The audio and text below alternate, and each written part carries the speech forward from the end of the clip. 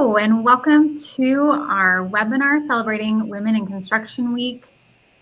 Since this week was since its inception in 1998, Women in Construction Week has grown every year. It shines a spotlight on all of the invaluable contributions that women are making in our field, and I'm super excited to talk through some of that in today's discussion. This year's theme for Women in Construction Week is Together We Rise. And I think that's really appropriate. It certainly encapsulates the unity and the strength that women bring to the construction industry. As of January of 2025, women make up just 14% of the construction workforce, and that totals just a little over 1 million professionals in our space. So while there's been significant progress, it also shows us that there's still ongoing need for initiatives like this that support and empower women in our field. Without further ado, we're going to kick this off. We've got a great panel today. Before we get started, I'm going to cover just a couple of quick housekeeping notes. First and foremost, participants, you're in listen-only mode. That doesn't mean that we don't want to hear from you. So if you have questions or there are things that you want to add or ask our participants or our panelists today, please feel free to use the Q&A section within the webinar. If you're seeing all of us on screen and the video is small, if you hover over the video, there should be options to do a couple of things. That is take off closed caption or subtitles. And you should also be able to expand the video to take over the full screen. So if you're wondering how to do that, that's the easy way. Like I said, submit questions using the Q&A button, and we will try to get to those as we go through the conversation if it makes sense to weave them in. But we'll also be recording this, and so everybody will get a view, after hours view of the session that you can watch and share with your teams. All right. My name is Lindsay Powers. I lead marketing and customer experience at Stack Construction Technologies. We are a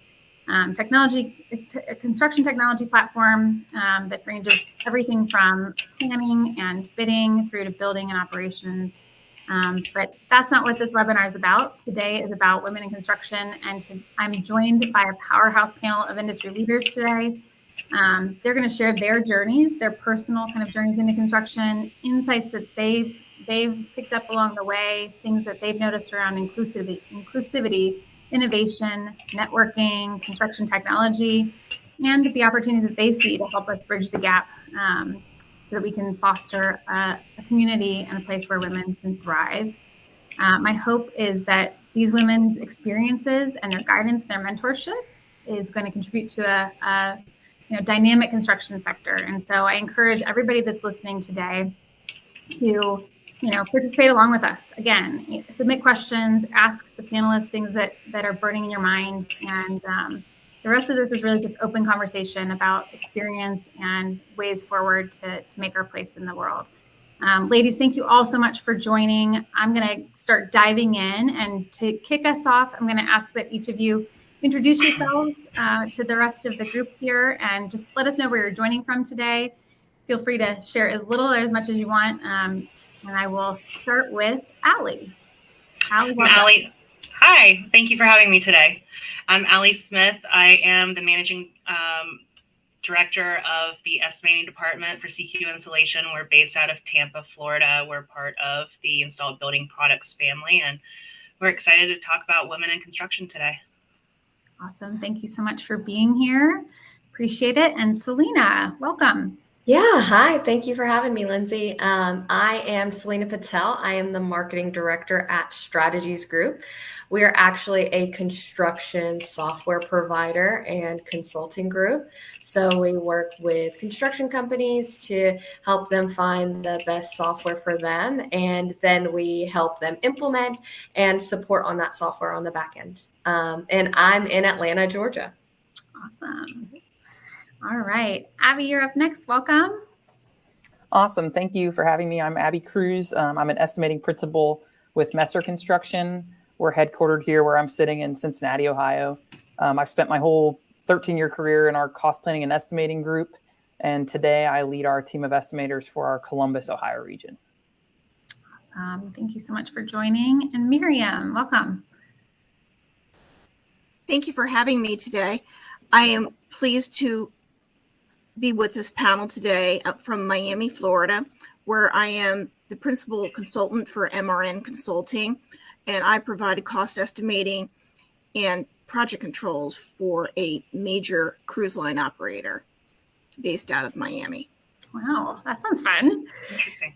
Very cool. Hopefully you get to take some free trips. Welcome. Thank you. All right, Sarah. Hi, everyone. Thanks for having me. My name is Sarah Ornelas, and I am currently a Senior Customer Success Manager with Evercam, who is headquartered out of Dublin, Ireland, so a little far from the United States. I'm currently out of Norfolk, Virginia.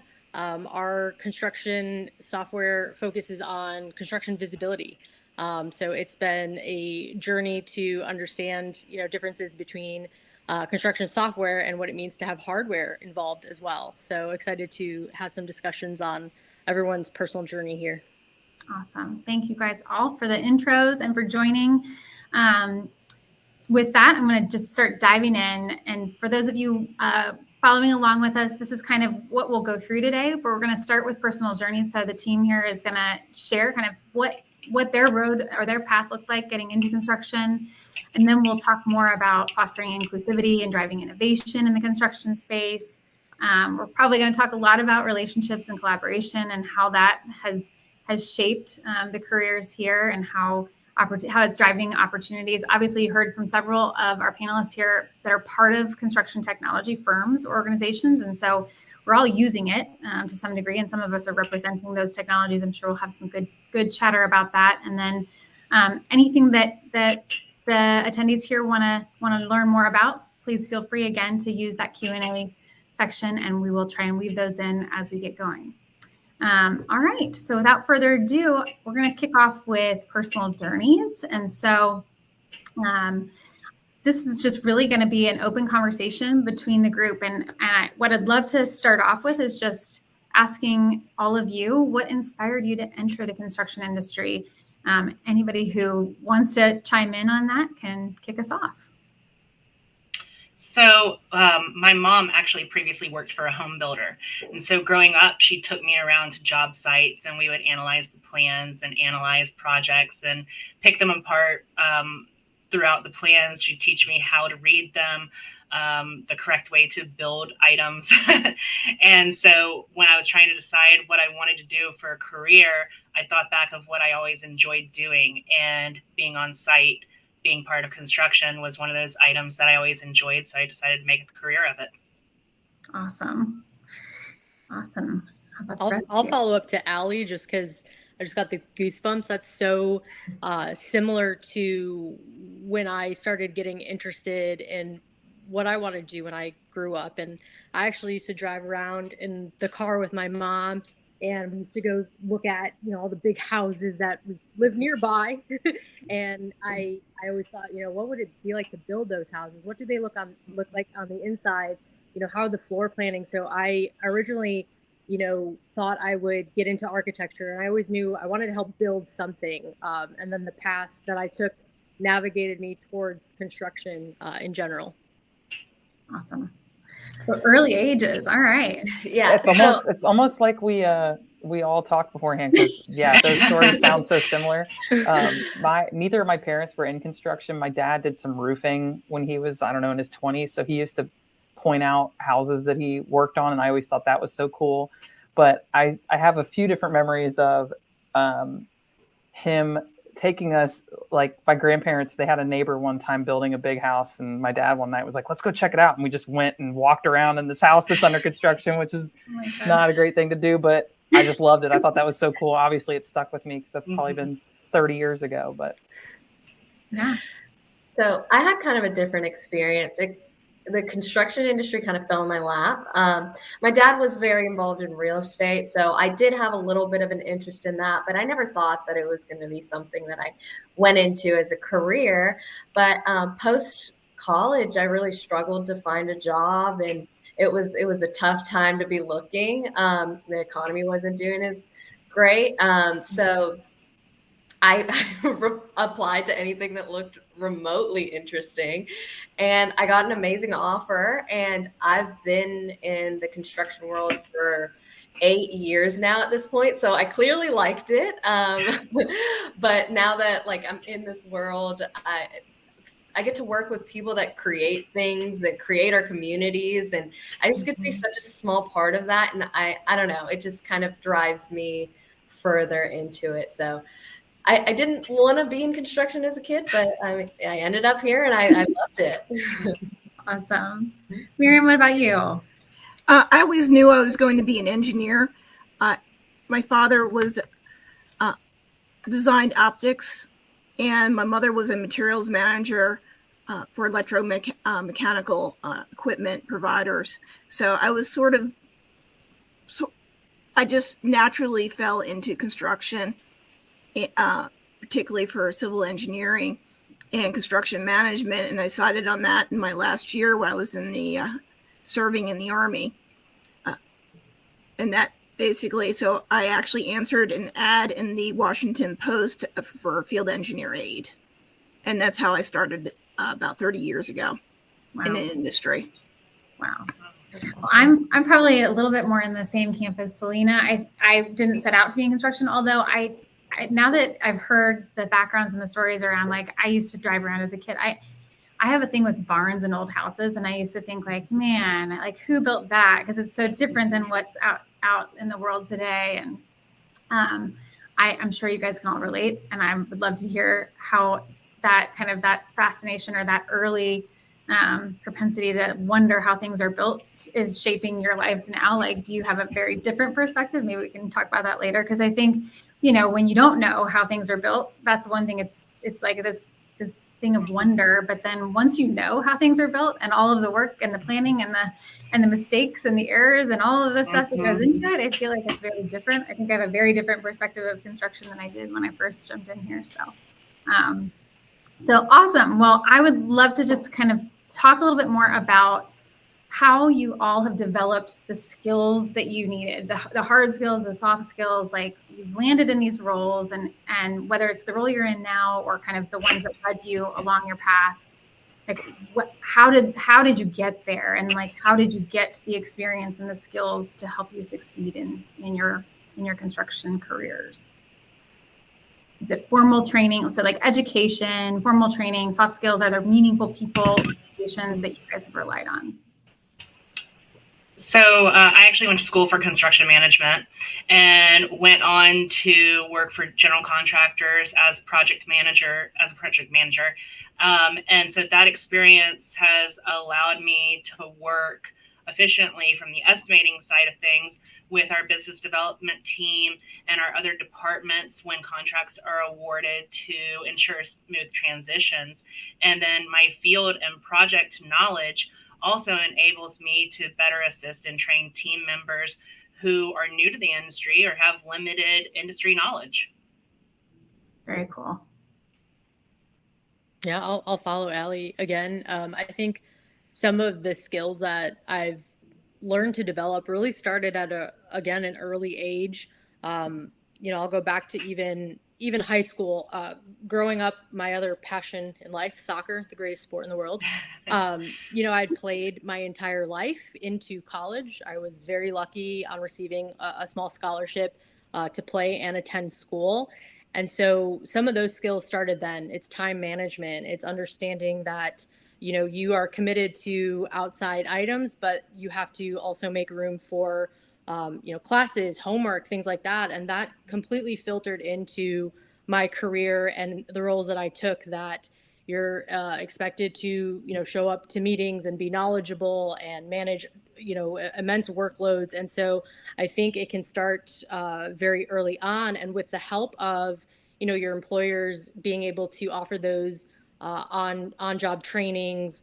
At the GC that I used to work with, they made sure everyone was OSHA qualified. So that was a whole week of sitting in classes and understanding that, you're the representative on site. It really kind of starts early, and you keep up with it in terms of hard skills, and then you develop the soft skills that come with it: empathy, understanding how one group works and what might be helpful to them and how that affects your role, and wanting to know how everyone works together. I think is a huge game changer in the success of yourself and a company. Very cool. Very cool. I think one of the soft skills in particular that I've worked hard at is public speaking and presenting, and I've always been relatively comfortable with it. But looking back and now as part of this discussion right now, I was intentional about it as a kid. I was in some plays and things like that, and then I took classes in high school. I took some public speaking classes in college, and even in my career still, whenever there's any sort of presentation classes or anything that Messer offers internally, I've tried to go out of my way to get into them, because I just have seen how much that skill in particular can pay dividends and is so important to any role that you have. You got to be comfortable being in front of people and showing confidence, and so that served me really well. Yeah, in and out of the construction space, right? Like that's a skill you can take anywhere. So that's a great one for sure. I like to piggyback off Abby's comments. I actually, since I'm a cost estimator, I tend to be really detail oriented, and I'm very much an introvert. So I actually joined Toastmasters to actually improve my communication and leadership skills. And I'm actually very involved. I actually belong to 3 Toastmaster clubs right now. I just rebranded one this past year, which is the Women in Construction Toastmasters. And it does meet, it's also available on the 3rd Monday of the month via Zoom. And I highly recommend finding a local Toastmasters club or even one that meets online. Miriam, tell us a little bit more about Toastmasters, because I'm familiar with it, obviously, but I bet a lot of people aren't. Like, can you give us the quick elevator pitch? Very quickly, Toastmasters is an international organization. It's in multiple countries, and it fosters communication skills, public speaking, leadership skills. It teaches you about mentoring and also being a mentee, and really helps develop you professionally. Awesome. Thank you. Awesome. Miriam, I had a strong reaction because I also was in Toastmasters when I worked for the Department of Transportation. It was something that they offered that I was like, okay, I'll go meet people, work on my communication skills. And it was a club, and it was so fun. But it was fun while I was actually building skills to sit on a panel like this. There's a portion that you review, how to speak on a panel. There's mediation. If you're the mediator between, 2 conflicting parties, how do you serve as that person? And I back that, encouragement of Miriam to get involved or seek that out, because there's a lot of benefits that come from that. Yeah, I kind of want to chime in here. Based on what everybody else is saying, communication I see has been my most valuable skill set in my day-to-day job. When you're able to communicate effectively, like with your coworkers, your clients, prospects, whoever, it really is a superpower. And it was something that took me a while. Like, talking in a business setting is not like talking with your friends. So it's a soft skill, but I feel like through learning more and more hard skills in the industry, learning about how the industry works, how business works, what's valuable to certain professionals, all those types of things, the communication level just continues to get stronger and stronger. And through groups like Toastmasters and like Women in Construction and things like that, I feel like your communication skills just are taken to a next level. Yeah, those are great points of feedback. Mm-hmm. How about as women in any role, are there any unique communication challenges you feel like we face or anything? And I know this is kind of off the cuff, but I can tell you, I think in general, like there are some blanket stereotypes as women are emotional communicators, right? So I think these resources that you guys are pointing out are so important, because communication, as Selena just pointed out, is imperative for any role, no matter what industry you're in.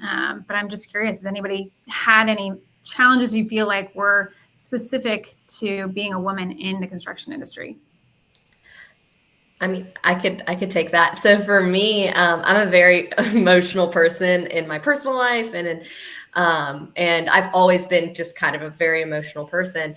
And that was something I really struggled with going into the business world because, yeah, you once you start bringing that out, sometimes people don't take that as serious. But it really is channeling that emotion and that empathy in different ways of bringing it into relating to people rather than being more outwardly emotional. That's kind of how I've navigated that aspect of my personality, to use it and not get rid of it necessarily or hide it, but try to channel it in different directions so it comes off more professional, or people don't see you as a erratic emotional woman or what have you. So yeah, that's just kind of my 2 cents on it. Great advice. I would say the same thing. And I think I know of a couple conversations I've been in before where I've been emotional and I've just come out and said, you know, I'm not sad right now. I just care a lot, and that's why I'm emotional. And I've had somebody say that to me before. I've like apologized for showing emotion, and my boss at the time, he was like, "You don't need to apologize. You care, and that's what this shows, and it's okay," which is great. But a small thing I like to throw in there whenever I can, and casual conversation, is that anger is an emotion too, and men show it all the time, and doesn't have that same stigma around it. So feel free to mention that to people every once in a while, that anger is also an emotion and can be inappropriate at times, but we can't expect people to just never show it at all. Sure. Sure. Good call out. Yeah. All right. Well, let's move on. The last question I have is just about your personal journeys in terms of any personal milestones in the role that you guys are in now that you're particularly proud of that you'd like to share. I guess I'll kick it off again.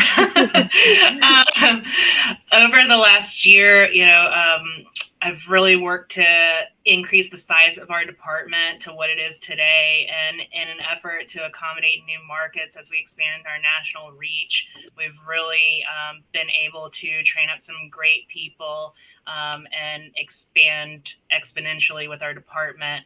And additionally, during this time, we also transitioned into a new estimating system, and that allows not only our department to function more smoothly, but also other departments to function more smoothly. So it's been a lot of hard work over the last year, but seeing how it pans out now and the direction that the department is headed in, just really reflecting on it makes you feel good about what you've done in the course of this time. Awesome. Congrats on the team growth. That can be exciting and overwhelming and really challenging, but also a lot of fun. So exactly. Congrats. Anybody else? I'll add, just because it was more recent, and it's very correlated to the role of a customer success manager within any tech company, but we're talking construction tech. Our goal is to be the trusted advisor. We want our clients to know that we're there to help with their success, their adoption, using the software as much as they can. And so we always put the product first as a customer success manager. You like the product, great. And at some times you will be acknowledged or recognized for the work that you're doing as their customer success manager. And at times there could be feedback specific to you or your team or the people that are connected to you within a company. And recently we had one of our customers who is in the data center world, specifically say my name in some feedback. And that is always a bonus. That is always that special feeling of, okay, the hard work pays off. They recognize that we're trusted with them. And so that happened recently, and it's one of those things you don't expect, but when it happens, it is that proud moment where the work that you're putting in is being seen from the people that are very important to your business. Yeah. Awesome. I have something, and it's kind of a company milestone.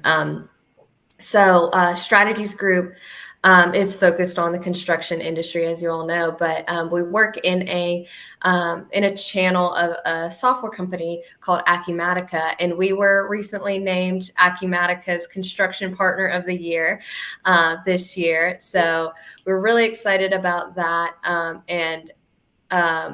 I know like my work and the work of all the Strategies Group team really made that happen as we kind of put ourselves out there as an industry expert and focused our efforts in making the customer experience tailored to the construction industry and what they do every single day. So that was something that I'm extremely proud of. And it's been a couple of months since we got it, but I still love to talk about it whenever I can. Yeah, congratulations. Yeah, Thank congratulations. you. Awesome.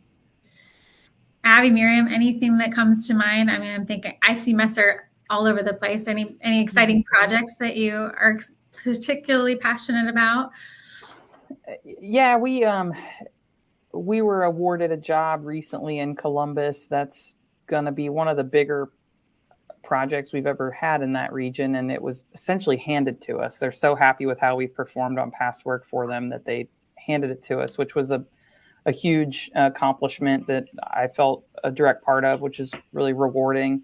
That same client on a really big job we're doing for them. On that project right now, I'm the lead estimator. The lead mechanical engineer is a woman, and the lead civil engineer is a woman.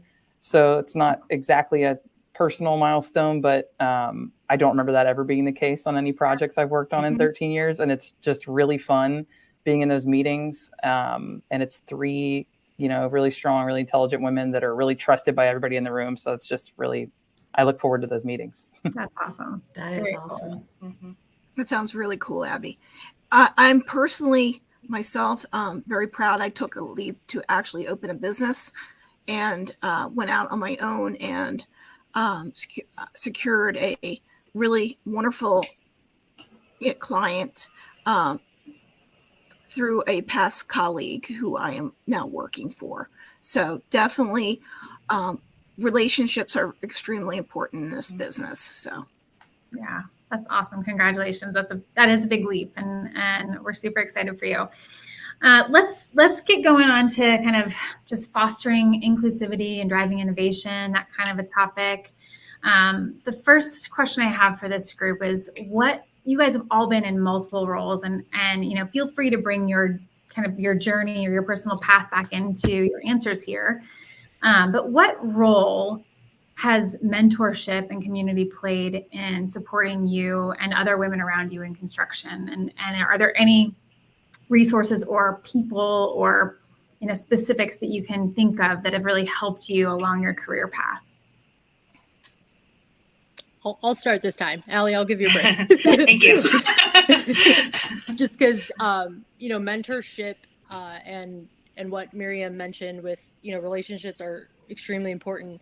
I would not be where I am. I would not have had the roles that I had without mentorship, without developing strong network relationships. Because really what it is sharing knowledge. It's sharing experience, giving that advice, helping someone that maybe was in a similar position as you, drive someone's career path. And in my personal career, it has played a major role. I will continue till the end. When I'm retired, I would love to help other people still. One of my mentors, in fact, is retired from the Department of Transportation, a previous employer that I had. And till this day, she gives me career advice. I let her know on, what I'm thinking or things that I'm struggling with. And she is still an outlet, retired, not even in the working force, because she has this wealth of knowledge that has helped me navigate my own path. So I'm a huge encourager of mentorship. Finding the people that you connect with that have experiences that they can share with you it can be a game changer. That's awesome.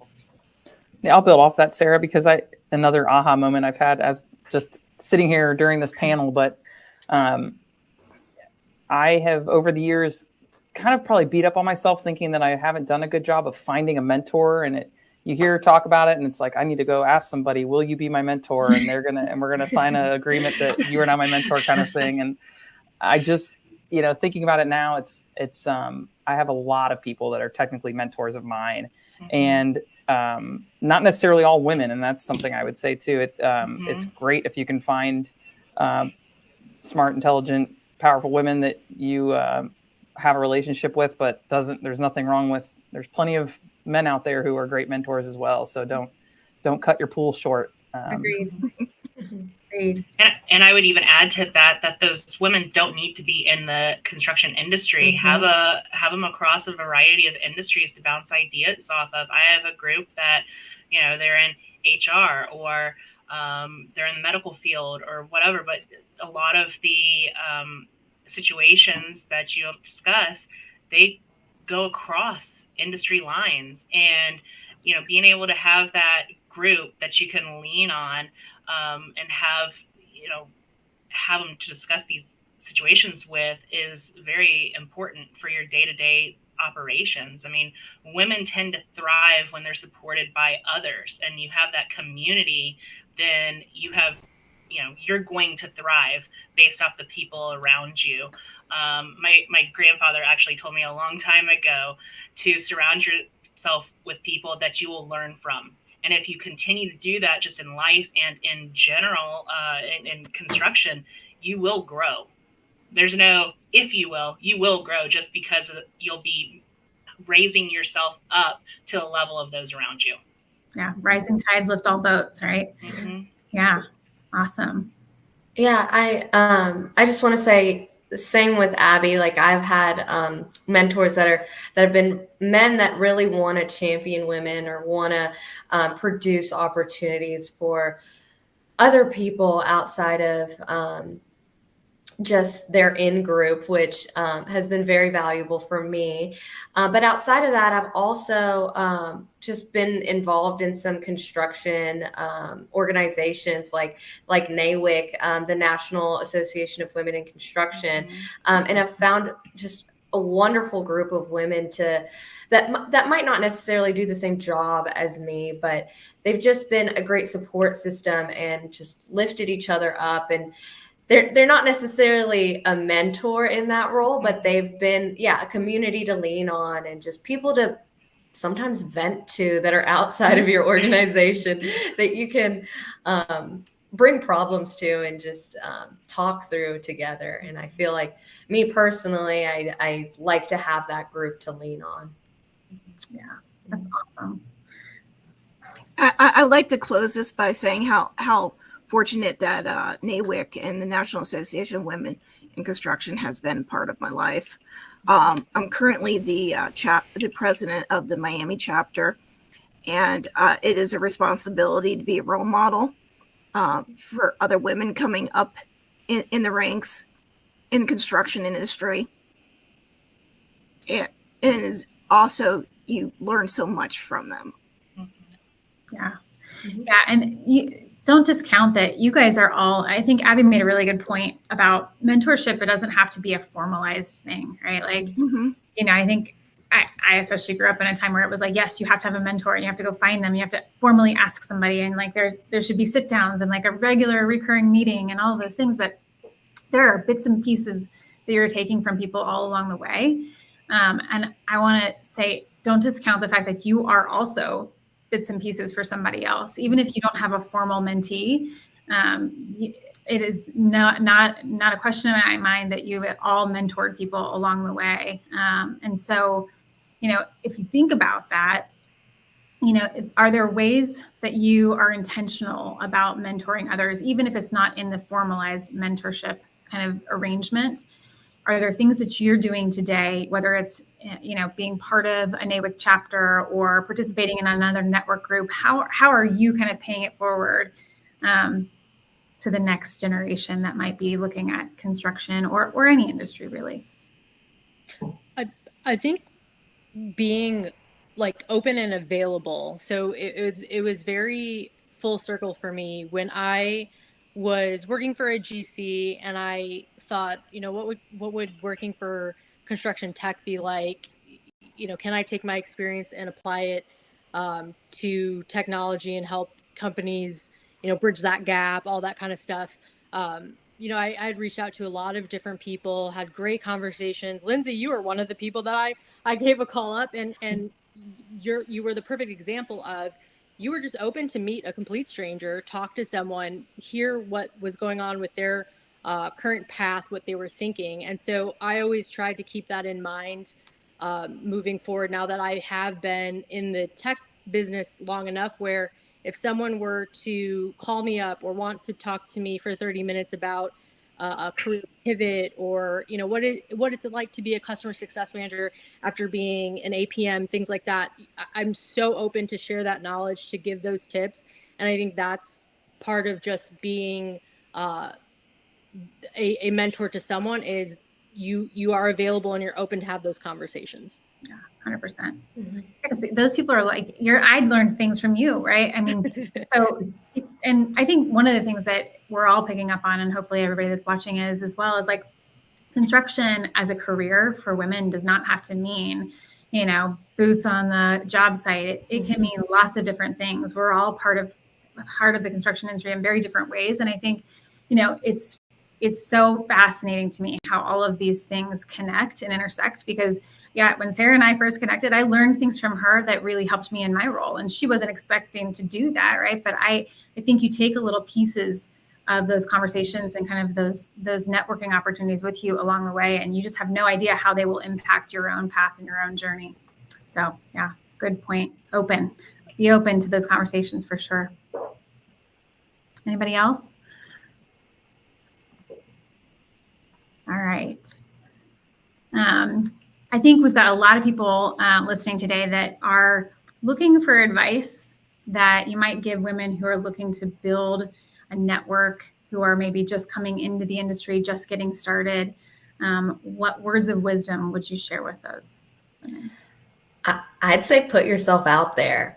Like we said, there's all these groups out there, the NAWIC, but also the Associated Builders and Contractors, ABC, AGC, the Associated General Contractors. If you're in construction finance, or there's the Construction Financial Managers Association. There's so many groups.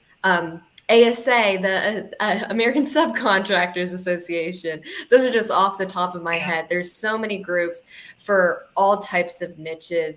And I would say just put yourself out there. It's going to be awkward at first, especially if you don't go there with someone that you know.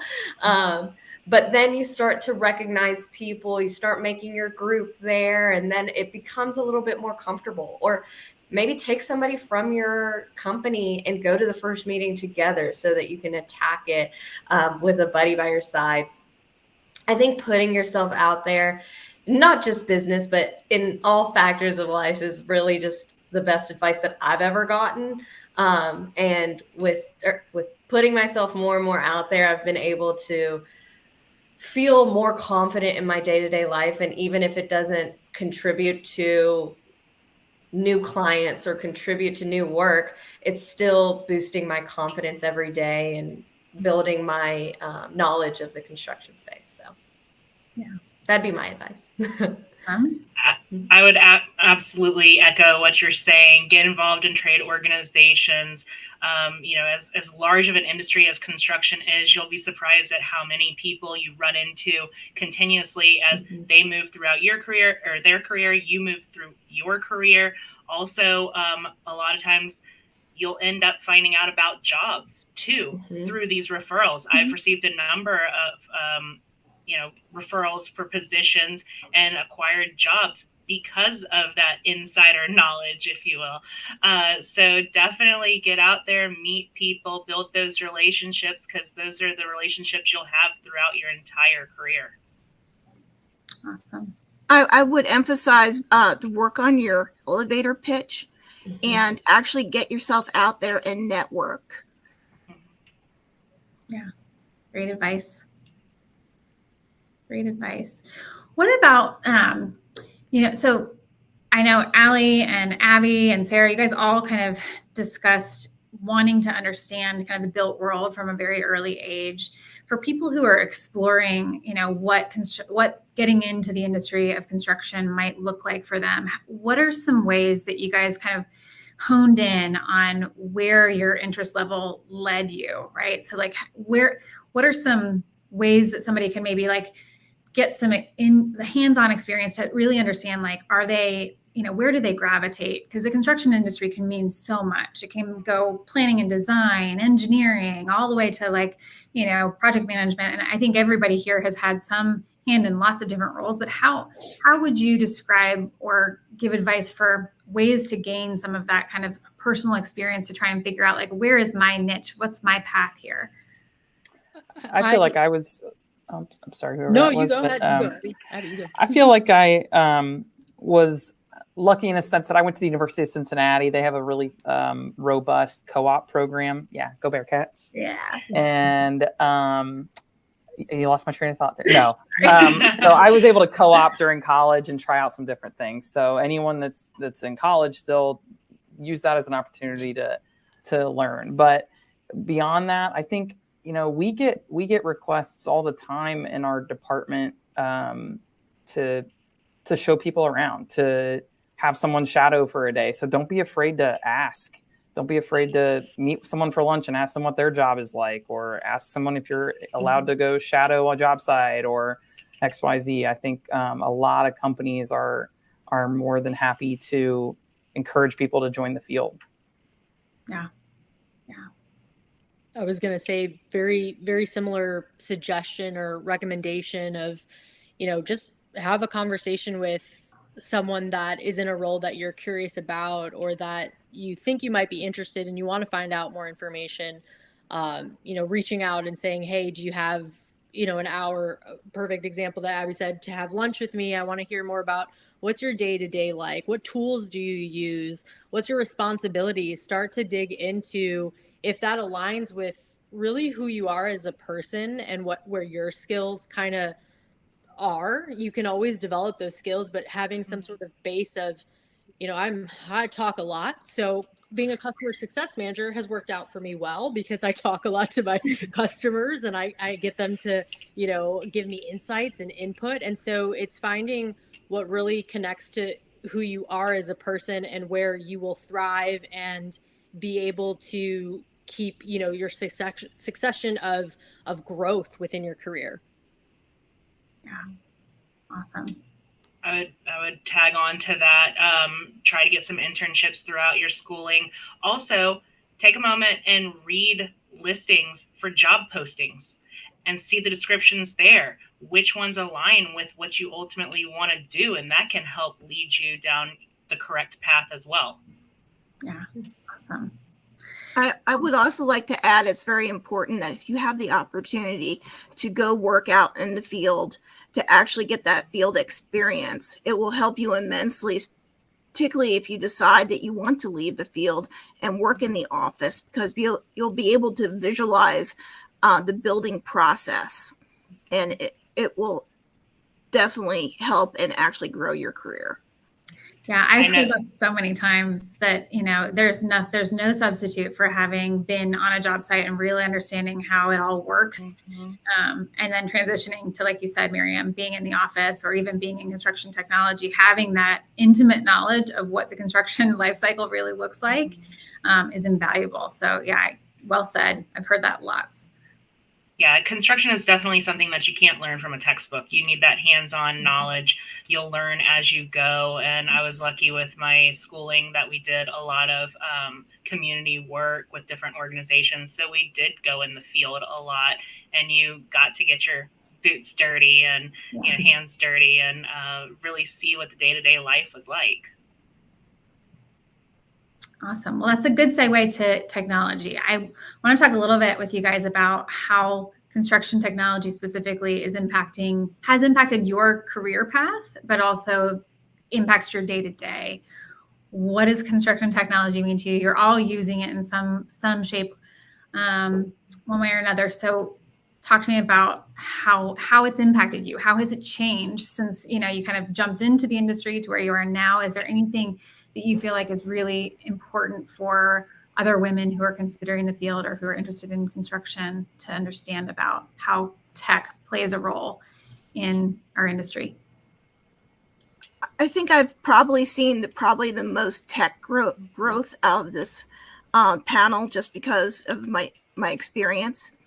And technology has allowed me to do more, to better organize my day, to actually be able to jump on a call with a client, upload the drawings, and be able to have an intelligent conversation within a minute or two, which is really invaluable to actually have those conversations. And so technology, and particularly since I use Stack Technologies, has really been a benefit. Awesome. So our company, and I'm going to speak to, I work for a software company, so part of our connection with customers is understanding how it impacted them. And we recently, and I think we're going to be publishing it soon, like a case study that had some really powerful statistics come back that speaks to how our technology had helped them. And it was 80% reduction in site visits and about $2,000 per site visit that it saved this company. So that is a direct, ROI or stats to what our tech helped with this company. And when I read that, I took it one step further in terms of like the human effect of that. And when I read 80% reduction in site visits, what does that mean to that person that would have had to go to site? Maybe they're spending more time with their family because they didn't have to go to a site for a couple days and see whatever they had to check. So to me, it's beyond like the saving of time and money. It's what it means to the human part of what we do. We're tech. We love technology, but it correlates to the human side of us too, I think. Yeah, it's a great call out. Yeah, the personal side of, there are people behind every building, right? So like when you think about how did that get built, well, people are at the root of it. And so giving quality of life back, I think is what you're referring to, right? Technology is giving that time, but that time means something. So yeah, good point. So something I would just like to contribute is the fact that there aren't always going to be change makers at your organization. Sometimes you're going to have to be that change maker when it comes to technology. There's a lot of companies out there in our industry that are a little slow to make change. And that could be for a myriad of reasons. There's just not enough time in the day to focus on changing your new business management system. There's not enough time to look at a new estimating system, whatever it might be. But at the end of the day, time is money. And if you're not innovating, you're depreciating. You're not moving forward. And taking the time to invest in that new technology, or taking the time to at least look at what else is out there, is really important. And if your leadership isn't doing it, or if there's no one that has raised their hand to do it, maybe you should be the one. And that could develop more opportunities for you, and it could provide value to the business. And it could be a way for you to kind of get out of your everyday role and step into something bigger. Awesome. Thanks, Selena. Abby, Allie, anything to add? How is construction technology kind of shaping your days, and how have you seen it change since you first entered your roles? I mean, I've seen it from just the ease of plan reviews, but in my current role, but also previously from job progress tracking, billing, punch list generating, RFI, addendum tracking. It makes it so much easier to keep track of all of these. The superintendent, project manager can upload these immediately and have all the subcontractors be on the same page. They know exactly what they need to do without having to have any guessing work. So that's been huge. Awesome. One small example that's had a big impact on me and growing a lot or learning a lot is looking at job site cameras. We have job site cameras on a lot of our larger jobs, And I guess I don't do it quite as much anymore. But when I was starting out and still trying to learn a lot about how our buildings even built, I would work on a job, and then a few months later I could watch the camera of it getting built, and that just it gives you that experience of being on the job site without being there. So, oh my gosh, that's not at all why we have them, but it helped me. So Yeah. Awesome. Any go-to tools that you guys like literally can't live without? Not necessarily just for construction, but technology in general. You know, are there any? I know AI is a hot topic right now. So, anybody have a favorite that you want to share a hack with the team? Tech hack? Chat GPT really, you know, I'm a long-winded person, so that can really help me break something down quick, professionally, and I've used that to summarize meetings. You know, there's a lot that goes on in one meeting. Well, what are the takeaways? What's the action items? So Chat GPT has saved me a lot of time and energy. Yeah, it's really become my personal assistant too. Yeah. I'm not sure how I lived without it until now. That's crazy, right? I'd also say just like having a good CRM system, a customer relationship management system, since I'm more on the marketing side, having all of that live in a system, all the contacts that you're reaching out to, and seeing how they're progressing through a life cycle. And to make that more specific to construction, like when a bid comes in and seeing the progress of that and all that stuff. So I just feel like that has been really valuable to me. Even though it's something that existed for 50 plus years, it's still something that's super valuable. Awesome. All right. Well, we're coming up on time, and we do have some questions from our listeners or our participants here. So I want to make sure we get to as many of those as we can. So I'm just going to pose those to the team. Let's see if we can give people some good advice and some insights here. Let's see. Samantha's asked, what key elements do you believe make an elevator pitch genuinely compelling, and how can women tailor their message to maximize impact in a brief interaction? I've got a thought on that. I took or was part of a group internally last year at one point that we looked back at Simon Sinek. I don't know if you've ever heard of him. He has a TED Talk called The Golden Circle, and it's about how the best companies and the best employees succeed because they stay focused on their why.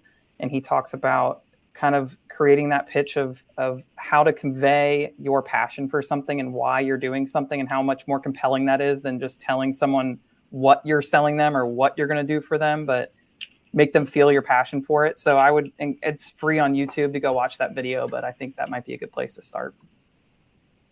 Awesome. Anybody else? Definitely YouTube, actually, to listen to a lot of, and there's actually some guidelines of how to act with the elements of a elevator pitch. I was actually attended the Hub Zone conference because I was working for a Hub Zone steel contractor, and I got a chance to actually enter the elevator pitch competition and actually win some money, which was really awesome. Awesome. All right. What about so kind of along the same lines, how do you guys feel like body language versus verbal communication really helps you to convey confidence and presence? I think we talked a little bit about, through the Toastmaster stuff, and really getting comfortable with public speaking and exuding confidence. How do you balance your verbal communication style with the body language that sometimes you don't have a lot of control over, right? Because of those emotions that are bubbling at the surface. That's a tough one. I will say, something that a good soft skill that I've picked up on since being a customer success manager is reading body language of my customers. You can tell when we're not on a great call and something's not working, or the expectation wasn't set properly. And we work remote, so it is a different element to view someone from pretty much shoulders up, but you can get that body language of, crossed, or if they start to get flush, so I know how to work on those skills towards others, at least, and how to pick up on those signs. Those are things you can start to observe and learn. And on the other side of it is to make sure that you don't, if you are getting frustrated or something's not ideal, not to show those those triggers or those items with your own body, because then you will maybe make the other person feel that, oh, okay, like something's wrong. And you know what I mean? So it's what you observe and try to practice what you put out on calls that are very remote, that can be harder to navigate. Okay, great. I think we probably have time for one more and then we'll wrap it up. But when you guys think about construction technology or technology in general, can you describe how you approach, working with new tools? So, if you've identified that there's an area of opportunity where you need to save time or you need to do something more efficiently, or whatever the kind of the key result of implementing some technology might be, how do you guys go about evaluating something that's new or maybe different? And how have you brought that to your organization, to your team? I can take this from a different perspective than an actual end user, but we at Strategies Group had a full stack of construction software that we were providing to our customers, but we were really missing something on estimating. So I went out and I researched a bunch of different organizations. We came across a few. We did some demos of them and all that stuff just to see what the best option would be for our client base. We came across Stack, naturally, and that we found that it was a really good fit. But I think what set this apart from how other people potentially look at it is we weren't just looking at what has the biggest footprint in the construction space. We were looking to see what has the most future mindset, like what's focused on the future the most. What can we grow with? What can our customers grow with? So I think that is the approach that we take, and we encourage our customers to take. Make sure you're looking at technology with a future-focused mindset so that you're not growing out of it in 4 years and then you have to learn how to use a different solution, Yeah, that's great. Also, to look at what will help not just one area of your business, but multiple areas too. Yeah, multi-threading is important. Awesome. All right. Well, I want to be respectful of everybody's time. I know we've covered a lot today. We've talked about personal connections to the construction industry. Lots of us started kind of with that interest at a very young age. We've talked about lifelong skill development, things like time management and empathy, and especially communication and presentation skills. We got some really great nuggets of advice in that area. Controlling your emotions, including anger, as Abby mentioned, but all of those things kind of leading to continuous improvement and active listening and your own kind of interpersonal and executive presentation skills. We've learned and talked a lot about the value of relationships, the people who have kind of helped you along your paths and the people that you've influenced along the way. Building connections in our industry, especially in construction and especially as women in construction, is crucial for success. And so hopefully everybody's gotten a little sense and taste of that today. We also talked a little bit about paying it forward again with that mentorship, right? Like, you all have great experience. The people who are listening today likely have more questions than we have time to answer. So I would encourage everybody to find Stack on LinkedIn. We will connect you with all of the panelists today. If you've got specific questions, I'm sure they'd entertain a message or two, because mentorship is so important, especially in the construction industry. And as women, we can't do enough of that. And we've all been there and been influenced by people. So I appreciate everybody on this call so much. There's so much work being done to broaden the field and make different paths available for women in our field. And I just really appreciate all of the perspectives and kind of the different takes that you have all shared today. It's really helpful for everyone to kind of understand that, again, women in construction doesn't just mean, lacing up your boots and traipsing across a job site. It can mean lots of different things. It can mean sitting, on Zooms all day, looking at people from the waist up and talking about planning, the next big project. And it can take place in a construction technology space too. So there's lots of different inroads, and the team here has given lots of great advice on just getting in and getting involved in networks and organizations. One of the things that you'll get along with the recording from today's session is a whole batch of resources that this group has really shared and handpicked as opportunities for you to kind of immerse yourself in the space if you're interested, and really get out there and connect with other women who are passionate about the construction space. So any parting words, ladies, before we hop off? That was so well said. That was such good. Because no chat GBT was used for that. Was all. No, I know. I think just need to get out there and put yourself forward. Yeah, and if any of you guys want to connect with me on LinkedIn, if you want to further the conversation, feel free to add me. I'm Selena Patel on all platforms. So if you want to continue the conversation, reach out. I'm happy to have any conversations. Yeah, thank you guys for being open, and we will share everybody's connections with their permission in the follow-up here. But again, thank you ladies so much and thank you everybody for joining. Appreciate it. Happy Women in Construction Week, and have an awesome rest of your day. Thank you again. Thanks, guys. Okay.